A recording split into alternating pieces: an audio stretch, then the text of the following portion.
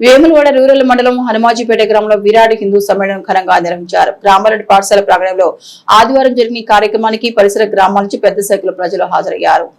సమ్మేళనానికి ఇచ్చేసిన అతిథులకు స్థానిక సంఘాల ప్రతినిధులు సాంప్రదాయబద్ధంగా స్వాగతం పలికారు. కార్యక్రమం క్రమశిక్షణ, దేవాలయ పరిరక్షణ, సనాతన ధర్మం పరిరక్షణ వంటి అంశాలపై వక్తలు ప్రసంగించారు. ఇక వక్తలు మాట్లాడుతూ సమాజంలో పరస్పర సహకారం, సోదరభావం పెంపొందితేనే సనాతన ధర్మం బలపడుతుందని తెలిపారు. మహిళలు, యువత, వృద్ధులు సమానంగా పాల్గొనడం ఈ కార్యక్రమానికి ప్రత్యేక ఆకర్షణగా నిలిచింది. మల్లారం, లింగంపల్లి, బొల్లారం, జయవరం తదితర గ్రామాల ప్రజలు హిందూ నినాదాలతో ఉత్సాహంగా పాల్గొన్నారు. భజన మండలి భక్తి గీతాలు కార్యక్రమానికి ఆధ్యాత్మిక వాతావరణాన్ని తీసుకొచ్చాయి. ఈ సందర్భంగా సుమారు 300 మంది భక్తులు పాల్గొని సామూహిక భోజన కార్యక్రమంలో పాల్గొన్నారు. కార్యక్రమాన్ని స్థానిక ధార్మిక సంస్థలు, స్వచ్ఛంద సంఘాలు విజయవంతంగా నిర్వహించాయి.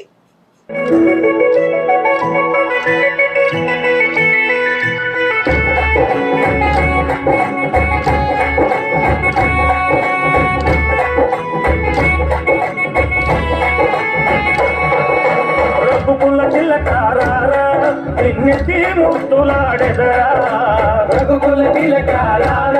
విజ్ఞతి ముద్దులాడెదరా కోసల రామారారా కౌసల్య రామారారా కోసల రామారారా కౌసల్య రామారారా రఘుకుల తిలకారా విజ్ఞతి ముద్దులాడెదరా రఘుకుల తిలకారా విజ్ఞతి ముద్దులాడెదరా కోసల రామారారా కౌసల్య రామారారా కోసల రామారారా కౌసల్య రామారారా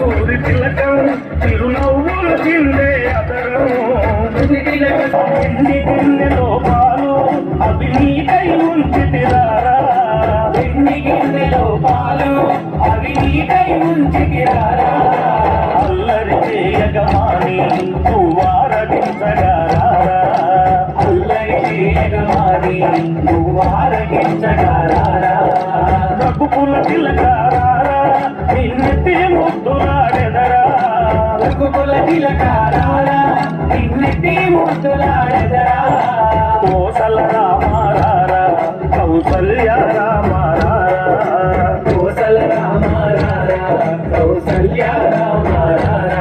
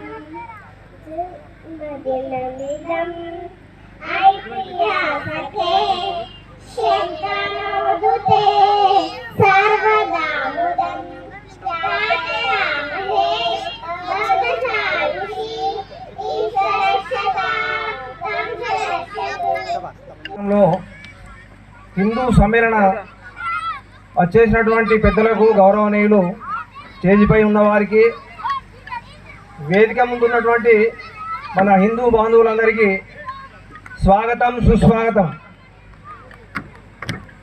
మనము ఈరోజు ఈ వేడుకను ఎందుకు ఏర్పాటు చేసుకున్నామనంటే,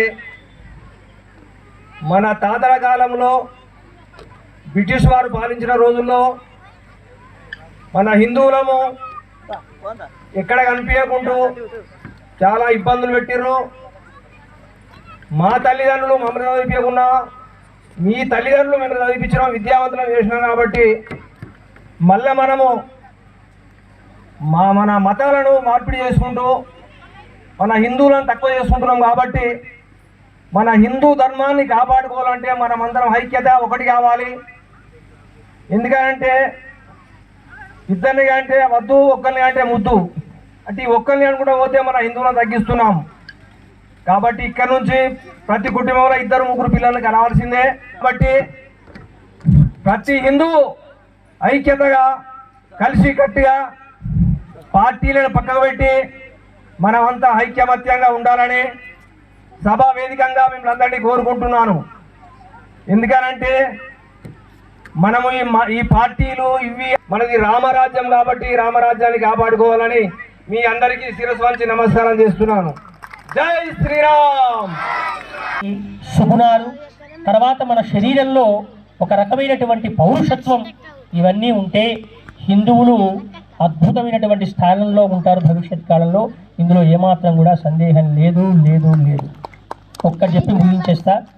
పిల్లలు పాపం కోలాటం ఆడటానికి, కోలాటం అనేది కూడా గ్రామీణ ఆటలలో ఒక ఆట చాలా అద్భుతంగా ఉంటుంది.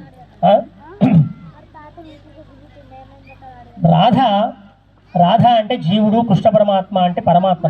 మీరు బాగా గమనించండి. కృష్ణుడు కనబడతలేడు, రాధ వెతుకుతూ ఉన్నది కృష్ణుని కోసం. రాధ ఏం చేస్తున్నది? అమ్మా వెతుకుతున్నది కృష్ణుని కోసం. ఇక్కడ రాధ అంటే జీవుడు. చెప్తాను నేను. ఇక్కడ అద్వైత సిద్ధాంతాన్ని చెప్పాడు బ్రహ్మాండంగా. వెతుకుతూ ఉన్నది. ప్రాతఃసంధ్య అయింది. ప్రాతఃసంధ్య అంటే తెలుసు కదా మీకు, ఈ తొలి కిరణాలు. ఉదయం అయింది. ఉదయాన్ని అడిగింది రాధ. తొలి సంధ్యల వేళలలో, తొలి సంధ్యల వేళలలో చిరుగాలి నీలోగిలిలో ఉన్నాడా? కృష్ణుడు అడిగిందియా మన బదులు లేని నా వెతుకులాటలో మౌనగానమే నీ సమాధానమా? మౌనగానమే నీ సమాధానమా? నా కృష్ణుడు కనబడాడు, నా కృష్ణుడు నాకు దొరకడా అని అన్నదట రాధమ్మ.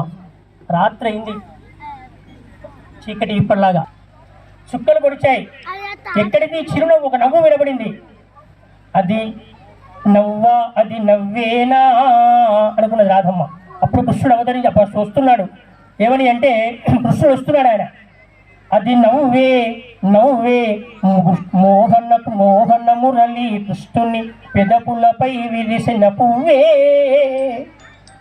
అమ్మక చెల్ల నమ్మని జల్ల భ్రమయే కాదా పిల్ల, నీలో నేనే కొలువై ఉంటే, నీలో నేనే కొలువై ఉంటే వెతికేవు ఈ జగమెల్లా. అందరూ ఏక నినాదమై పాడినటువంటి ఒకే ఒక స్లోగన్, అది వందే మాతరం. అంటే ఒక 13 సంవత్సరాల వయసు, అంటే ఒక 5వ తరగతి 6వ తరగతి చదివే వయసులో అంత దేశభక్తిని కలిగినటువంటి వ్యక్తి మన డాక్టర్ కేశవ్ బలరాం పంత్ హెగ్డేవార్. అతడు మరి దేశమంతా స్వాతంత్ర ఉద్యమం ఉవ్వెత్తున నడుస్తుంది. మరి దేశానికి స్వాతంత్రం రావచ్చు. అప్పటికే కాంగ్రెస్ పార్టీ ఉద్భవించింది. కాంగ్రెస్ పార్టీ అంటే ఇప్పుడున్న కాంగ్రెస్ పార్టీ కాదు. అప్పుడు కేవలం దేశ స్వాతంత్రం కోసం ఏర్పడినటువంటి కాంగ్రెస్ పార్టీ. అందులో చాలా రకాల తిలక్ గారు, చాలా మంది ఆ ఉద్యమంలో పాల్గొంటున్నారు, జైళ్ళకు పోతున్నారు, రకరకాలుగా చేస్తున్నారు. ఇవాళ మనం అందరం చేసుకుంటున్నటువంటి గణేష్ మండపాలు, గణేష్ను పెట్టడం కూడా అప్పుడు ఏర్పడ్డది. అప్పుడు భారతదేశంలో 10 మంది 100 మంది ఒకజాల కలిస్తే లాఠీ చార్జ్. వీళ్ళంతా కలిసి బ్రిటిష్ ప్రభుత్వానికి ఏదో వ్యతిరేకంగా పనిచేస్తున్నారని. అందుకే తిలక్ మహాశయుడు ఏం చేశారు, మనను లాఠీ చార్జ్ చేస్తారు కాబట్టి మనం ఒక గణేష్ను పెట్టుకొని మేము పూజ చేసుకుంటున్నాం. హిందూ భూమి ఇది, సర్వే జనో సుఖినో భవంతని కోరుకునేటువంటి ఈ భూమిలో ఈ మహాపురుషులందరూ జన్మించారు. ఛత్రపతి శివాజీ మహారాజు జన్మించిన తర్వాత 9 సంవత్సరాల వయసు అతనిది. ఒక ముష్కరుడు మళ్ళీ అతను తీసుకొని అన్నాడు, పోరా పో, నువ్వు చూస్తే ఎంత జానెలు లేవు, నువ్వు నన్ను అడుగుతావా, ఎడిపోతున్నా, దీన్ని సంహరిస్తా, కోసుకొని తింటా అన్నాడు. నువ్వు తప్పు చేస్తున్నావు, నువ్వు ఖచ్చితంగా నా గోమాతను వదిలిపెట్ట అన్నాడు. అతడు కేర్ చేయలే. అక్కడ ఉన్నటువంటి వెంటనే అతని కత్తి అతన్నే తీసుకొని గోమాతను ఏదైతే తాడు పట్టుకొని మోసుకొని తీసుకొని పోతున్నాడో ఆ చేతులు నరికేశాడు. జస్ట్ అతని వయసు ఎంత? 9 సంవత్సరాలు. అంటే ఒక క్షత్రియము ఉన్నటువంటి ఒక ధర్మాన్ని కాపాడనే కల్పన అంత చిన్న వయసు నుంచి వచ్చింది.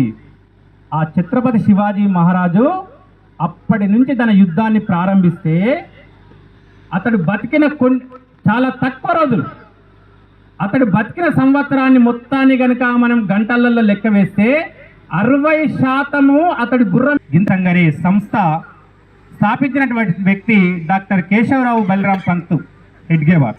13 సంవత్సరాల వయసు అంటే 6వ తరగతి చదువుతున్న రోజులలో అప్పుడు మనందరికీ తెలుసు పాఠశాలలకు నాదర్ సాబ్ అని ఇన్స్పెక్షన్ చేయడానికి వచ్చేవాడు. అంటే ఇప్పుడు డిఓ ఎంఈఓ అంటాం కదా, అలాంటిది. వచ్చేటప్పుడు వీళ్ళందరూ అనుకున్నారు, విద్యార్థులందరూ, అరే మనం నాదర్ సాబ్ రాగానే మనం అందరం వందే మాతరం అని గట్టిగా నినాదం చేయాలి అని అనుకున్నారు. అప్పుడు వందే మాతరం మాట్లాడితే 100 కొరడ దెబ్బలు కొట్టడము, జైల్లో పెట్టడం. మనమైతే ఏం చేస్తాం, అమ్మ ఒక్కటి కొడితేనే నాకు భయం అవుతుంది, 100 కొడతారేమో, నేనెందుకంట, నేను వందే మాత్రం అందు. కానీ ఆ 13 సంవత్సరాల వయసున్న బాలుడు చెప్తే పాఠశాలలోని విద్యార్థులందరూ అన్ని క్లాసులలో మనం నాదర్ సాబ్ మన బడికి రాగానే మనం వందే మాతరం అని చెప్పాలి అని అనుకున్నారు. ఇప్పుడు మనం క్లాస్లోకి ఒక పెద్దవాళ్ళు రాగానే ఏమంటున్నాం, గుడ్ మార్నింగ్ సార్ అంటున్నట్టే నాదర్ సాబ్ క్లాస్లోకి రాగానే వాళ్ళందరూ ఏమన్నారంటే వందే మాతరం అన్నారు. అనగానే వచ్చినటువంటి బ్రిటిష్ ఆయనకు ఒళ్ళంతా మండిపోయింది. వెంటనే పక్కకున్న ఆ ప్రధానాచార్య వైపు చూశాడు, ప్రిన్సిపాల్ వైపు చూశాడు. ఏమయ్యా నువ్వు చదువు చెప్తున్నావా, వీళ్ళను విప్లవకారులను తయారు చేస్తున్నావా అని అడిగాడు.